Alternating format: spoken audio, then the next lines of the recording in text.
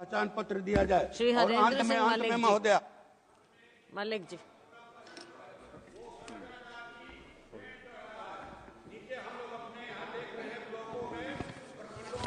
धन्यवाद आदरणीय सभापति जी, आपने मुझे इस बजट पर बोलने का मौका प्रदान किया। माननीय, यह बजट देश की जनता के साथ बड़ा खिलवाड़ है। भारतीय जनता पार्टी धोखा देकर के सत्ता में आई और लाठी लेकर के सत्ता में बैठी है। ना सत्यता जबती ना सत्यता अब है। इस बजट में कहीं भी आम आदमी के हित की बात कोई नहीं है। किसान, नौजवान, छात्र, बहन बेटी, किसी का कोई उल्लेख इसमें तरक्की का नहीं है, परंतु ये किसान के आय दोगुनी करने की बात करते हैं। किसान के इनपुट की कीमत बढ़ा दी गई है। आप को ये जान करके ताज्जुब होगा, हम लोगों को आशा थी कि इस बजट में कृषि यंत्रों से, ट्रैक्टर से, इंजन आदि से जीएसटी हटाई जाएगी, परंतु ऐसा नहीं हुआ। कीटनाशक और उर्वरक इन पर थी कि सब्सिडी बढ़ेगी, उस पर सब्सिडी नहीं बढ़ी, बल्कि उल्टा मेरे जनपद मुजफ्फरनगर में ही आप ही के लोग बैठ करके फर्जी खाद बना रहे, इफको, क्रबको और आईपीएल को सप्लाई कर रहे फर्जी पोटास।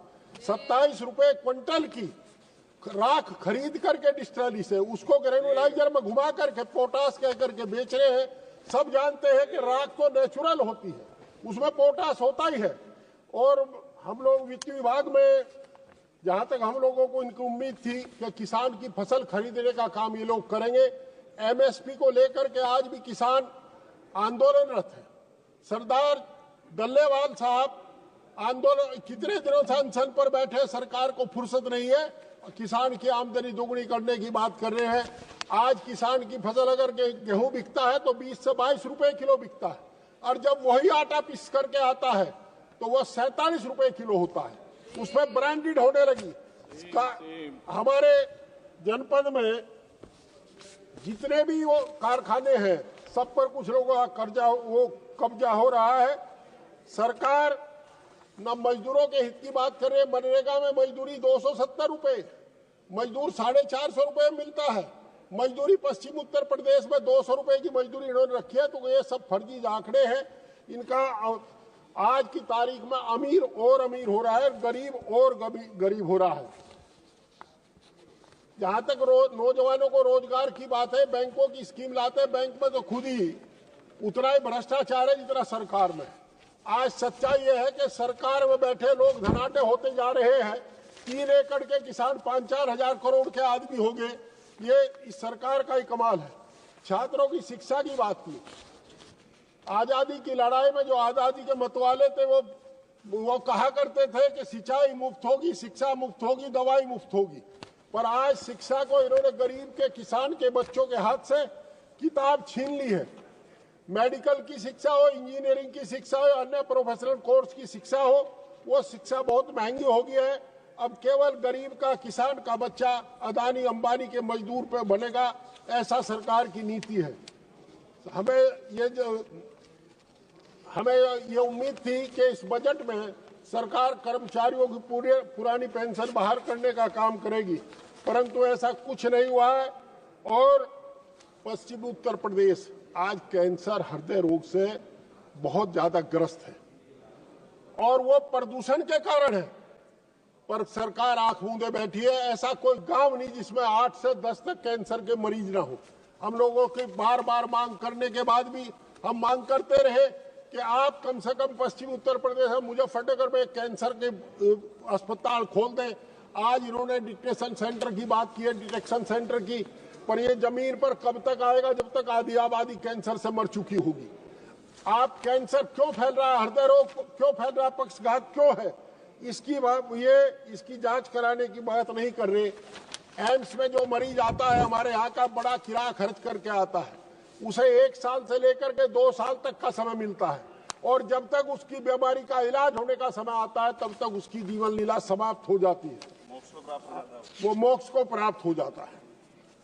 हमारा जनपद एनसीआर में, सभापति, जब से हमारा जनपद एनसीआर में, हम लोगों का जीवन दूभर हो गया। कोई छूट नाम की कोई विकास का काम मुजफ्फरनगर में नहीं हुआ, शामली में नहीं हुआ। अलबत्ता इतने प्रतिबंध लग गए, किसान ट्रैक्टर 15 साल का नहीं चला सकता, किसान ट्रैक्टर आदमी कोई कार नहीं चला सकता। हमारी मांग है कि इस एनसीआर से हमारा पंडा छोटो, हमें महाभियोग लगता है, महाबीमारी लगती है, इसे एनसीआर से बाहर कर दे या इन प्रतिबंधों को हटा दो। उद्योगों पर प्रतिबंध है। दूसरा, इसके साथ साथ एक रैपिड रेल चली, उम्मीद थी, बड़ी चर्चा हुई कि मुजफ्फरनगर तक जाएगी। हम मांग करते हैं कि मेरठ के बजाय उसे सहारनपुर तक चलाइए, बिजनौर भी भेजिए।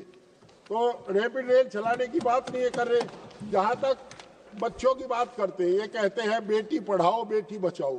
अयोध्या की बेटी के साथ क्या हुआ? बहन बेटी सुरक्षित नहीं है। बार बार ये कहते हैं, उसका उल्टा करते हैं। हमने मांग की थी, हमें अपेक्षा थी कि गांव गरीब की बेटी, किसान की बेटी इस शहर में आकर के स्कूल में शिक्षा प्राप्त कर सके। इसके लिए आप छात्रावास की व्यवस्था करेंगे। छात्रावास नहीं है, गांव में उच्च शिक्षा के संस्थान नहीं है, शहर में छात्रावास नहीं है। ऐसे में हम क्या करेंगे? ये हमारी समझ से परे का मामला हो रहा है। और बच्चे, लड़कियां पढ़ने से रह जाती है। कैंसर का 1000 बेड का अस्पताल लखनऊ में बना खड़ा है, परंतु बदकिस्मती है कि सरकार राजनीति के फेर में आकर के उस अस्पताल में डॉक्टर नियुक्त नहीं कर रही, क्योंकि अस्पताल समाजवादी सरकार ने बनाया था, आदरणीय अखिलेश यादव जी ने बनाया था। और बड़ी बहादुरी के साथ, हालांकि पंकज जी बैठे हैं, चौधरी जी, इनके साथ ही जाती है। ये इतने सीनियर एमएलए हैं, पर ये डिप्टी वो बने हैं स्टेट, और जिनको बेचारे को, हाँ सीनियर एमपी है, कई टर्म के हैं, बहुत वरिष्ठ है, और इनकी कनिष्ठ जो है इनकी सीनियर है। ये इन्होंने काम किया। ये कह रहे किसान को 3 लाख से 5 लाख का कर्जा दे दिया। बाबा, हम कहते हैं किसान को कर्जा मुक्त करो। आपने किसान को कर्जा के जाल में फंसा करके अपना गुलाम बना लिया। आज कोई किसान ऐसा नहीं है जिसकी जमीन बैंक में न रखी हो। मेरा आपसे अनुरोध है, आदरणीय चौधरी जी, आप भी सोच लो, आप भी किसान हो। वैसे तो मसाले वसाले का बहुत काम है, पर मैं कह रहा हूँ किसान भी है। आप किसान का जब क्रेडिट कार्ड का बिल वो रिन्यूअल कराता है, उसको 2 मिनट सभापति जी, उनको अपना सारा पैसा जमा करना पड़ता है।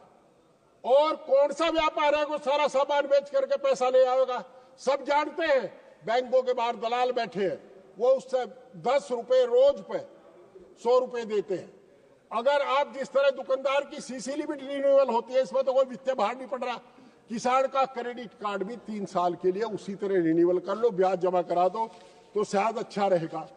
किसान की लूट बचाने के लिए कुछ तो प्रयास आपको करना पड़ेगा। प्रधानमंत्री ग्रामीण सड़क योजना है, 5 साल की गारंटी है। जो 3 साल पहले बनी थी उसको टूट करके गड्ढे हो गए, कोई उसे देख नहीं पाता। NHI में काम हुआ, परंतु मैं एक अनुरोध करना चाहता हूँ। NH 58 जो दिल्ली से देहरादून मार्ग है, उसमें जब चलते हैं, मेरठ पार करते हैं, एक्सीडेंट होने शुरू हो जाते हैं। आपका जड़ोदा के पास, संधावली के पास, महल्ला के पास, कुकड़ा के पास फ्लाईओवर ब्रिज बनने के बिना काम नहीं चलने वाला, परंतु कोई देखने सुनने वाला है नहीं।